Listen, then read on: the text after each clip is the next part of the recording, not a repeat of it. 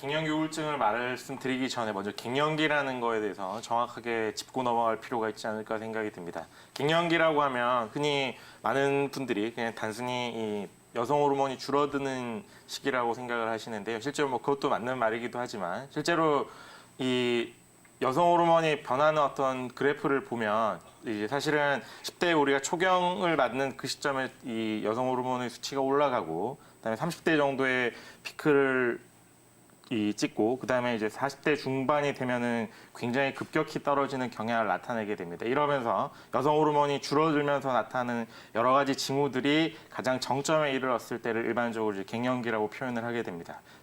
그렇게 되면서 이 여러 가지 감정상의 변화, 신체적인 변화가 일어나게 되는데 이때 이제 가장 대표적인 증상이 갱년기 우울증이라고 할 수가 있습니다.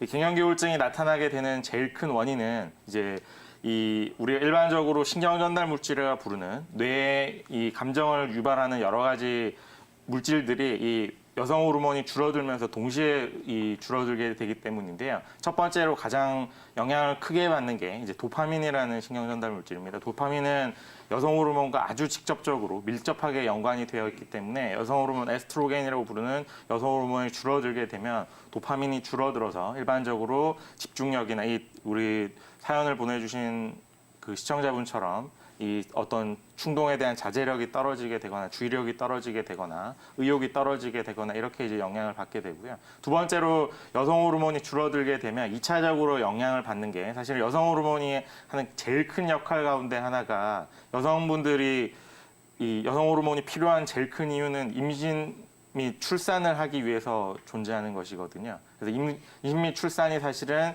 이제 더 이상 이 신체적으로 필요가 없다. 이렇기 때문에 여성 호르몬이 줄어들게 되는 것인데 여성 호르몬이 분비가 늘어나게 되면 사실 일정한 수준 이상으로 체온이 유지가 되게 신체적인 컨디션을 만들어줍니다. 근데 이 출산이 필요 없기 때문에 여성 호르몬이 줄어들게 되면 그 여파로 신체적인 평균 체온이 줄어들게 됩니다. 평균 체온이 줄어들게 되면서 사실은 이제 체온에 제일 영향을 크게 받는 게 일상생활에서 이 수면과 관련된 호르몬들이거든요. 그래서 2차적으로 수면과 관련된 호르몬이 줄어들고 그 때문에 불면증이 야기가 돼서 그 2차적인 결과로 사실 우울증이 유발이 된다. 이제 그렇게 말씀을 드릴 수가 있습니다. 정리를 하면 갱년기 우울증이라고 하면 여성 호르몬이 떨어지는 걸 직접적으로 영향을 받아서 도파민이라는 신경전달 물질이 줄어드는 영향.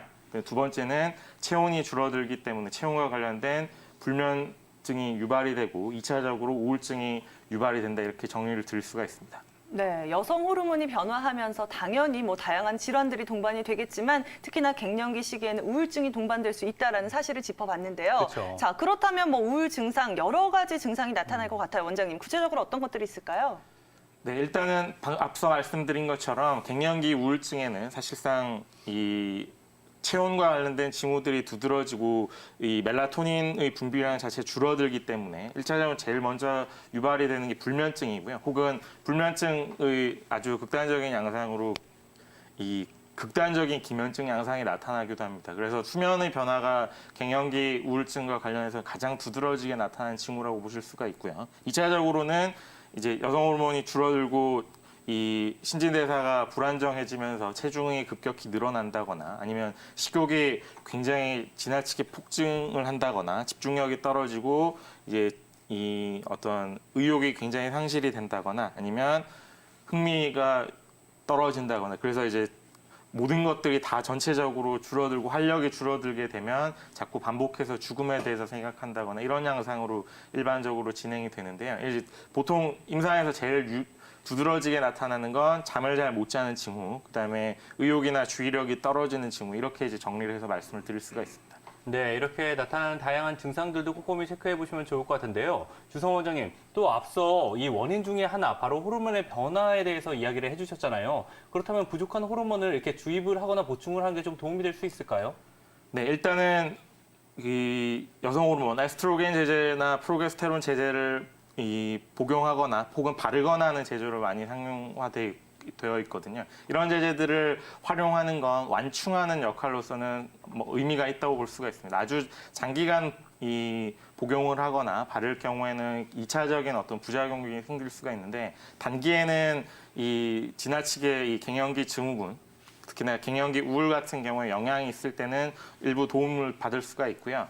이제 사실은 장기적으로는 전체적인 어떤 신체의 증상들을 완화시킨 쪽으로 건강 상태를 개선을 해야 더 도움이 된다. 그래서 의존을 하는 건 좋지 않다. 그렇게 말씀을 드릴 수가 있고요. 보통 일반적으로 민간요법으로 굉장히 많이 알려져 있는 가령 여성호르몬 보충시켜주는 제재로 제일 유명한 게 석류라거나 아니면 칡 이런 제재들이 이제 많이 언급이 되는데 칡 등의 이 콩과 식물,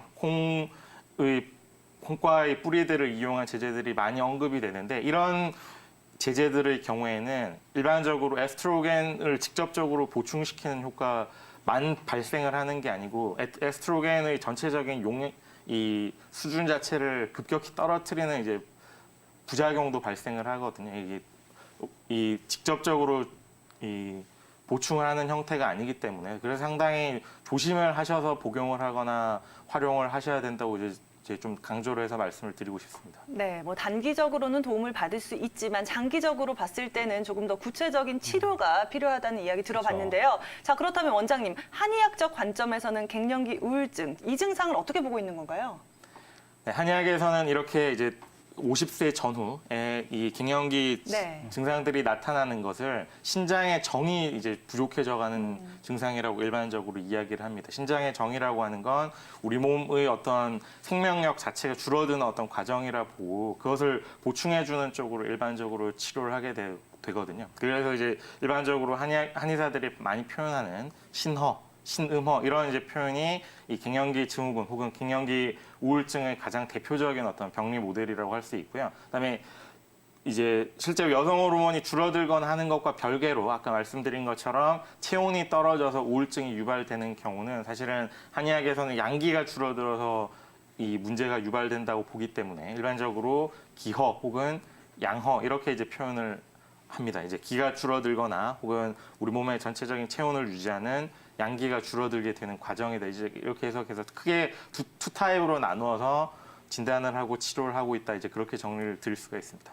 네, 그렇다면 우리 시청자분처럼 현재 갱년기 우울증 때문에 고생하신 분들 한의원에 방문하면 어떤 치료 방법을 받을 수 있나요? 네, 일단은 가장 유용하게 할 수 있는 것은 한약 치료거든요. 한약은 아까 말씀드린 것처럼 신장의 정을 보충해줘서 여성 호르몬이 급격히 떨어지는 것을 일부 완화해주거나 아니면 양기가 떨어진 아까 체온이 떨어져서 이제 문제가 되는 타입의 여성분들의 경우에 소화기나 체온 자체를 개선을 해서 전체적인 컨디션을 잘 유지를 시켜주는 쪽으로 이제 치료를 하게 되고요. 두 번째로 많이 활용을 하는 게 면역약침 계통입니다. 면역약침은 이 신체의 어떤 기운의 오르내림 이걸 이제 한의학에서 수승화강이라고 하는데 수승화강을 도와줘서 몸이 안정적인 컨디션으로 노화가 진행이 될 수 있도록 도와줍니다. 아울러서 침이나 부항, 뜸 이런 이제 일반적으로 한의원에서 처치하는 치료 방식들이 이 기혈의 순환을 도와줘서 몸의 어떤 안정적인 상태를 만들어줘서 노화가 안정적으로 진행이 될 수 있도록 도와준다. 이제 그렇게 정리를 드릴 수가 있습니다. 네, 신장의 기능을 보충해주는 한약 치료와 함께 또 면역 약침, 침과 부항 치료를 받을 수 있다라는 이야기 들어보셨는데요. 자, 그렇다면 원장님, 이러한 치료 방법과 함께 또 평상시 관리법이 중요할 것 같거든요. 어떤 것들이 있을까요? 네, 이제 이 최근의 연구에 따르면 갱년기 증후군 혹은 뭐 넓은 범위에서 갱년기 우울증의 경우에 이 발생을 하는 이 나이 연령대가 점점 줄어들고 있다고 하거든요. 왜 그러냐면 이제 이게 한 20년 전 연구는 50세를 전후로가 갱년기가 시작되는 진입 시기라고 봤는데 최근에는 사실 진료를 하다 보면 심지어 30대 후반인데도 갱년기 증후군이 발생을 하는 경우를 자주 볼 수가 있습니다. 이 원인이 최근에 이제 이 가정이 되고 있는 게 일반적으로 이제 환경 호르몬 영향이 가장 크다고 보고 있고요. 두 번째는 그 커피 복용량이 굉장히 늘어난 게 영향을 준다고 이야기를 합니다. 그래서 이 갱년기 증후군이나 갱년기 우울증을 관리를 하기 위해서는 환경 호르몬의 영향이 있을 법한 것들을 최대한 차단을 해주시는 게 좋을 것 같고요. 두 번째는 커피 복용량, 혹시나 커피를 굉장히 많이 섭취를 하셔서 이제 아까 사연을 주신 환자분의 경우에는 감정의 동요가 잘 일어나고 그다음에 열감이 생기고 혈압이 상승되지 않지만 열이 오르는 느낌이 든다 그렇게 말씀을 해주셨는데 이런 경우는 대체적으로 커피가 굉장히 악영향을 미치는 경우가 많습니다. 그래서 커피를 혹시나 많이 복용, 커피뿐만이 아니라 녹차나 홍차 등의 카페인 제제를 많이 복용을 하고 계시다면 가급적이면 줄여주시는 게 좋을 것 같고요. 그다음에 이 갱년기 우울증의 경우는 장내의 염증, 장관내의 염증이 사실은 굉장히 큰 이 보조적인 악화인자로 언급이 되는 경우가 많거든요. 따라서 장관의 염증을 유발시킬 수 있는 짜고 매운 음식, 그다음에 이제 밀가루나 혹은 이 설탕 제제들, 이 굉장히 분자량이 적은 이 탄수화물의 경우에는 이 장관의 염증을 굉장히 쉽게 유발을 시키기 때문에 그런 것들을 피해 주시는 게 2차적으로 굉장히 도움이 된다 말씀을 드릴 수 있습니다. 아울러 뭐 흔히 이야기하는 것처럼 건강 관리를 위해서 스트레스 관리를 하고 이제 전신의 어떤 혈액 순환을 도와주는 운동, 그리고 이제 가족들과 어떤 친밀한 관계 이런 것들이 도움이 되고요. 이제 가장 보편적으로 이야기를 드릴 수 있는 건 이렇게 최근 4월 달처럼 이제 점점 햇빛이 일조량이 많아지는 시기에는 햇볕을 많이 쬐주시는 게 우울증을 개선하는 데 더 도움이 된다. 그렇게 이제 말씀을 드릴 수가 있겠습니다. 네.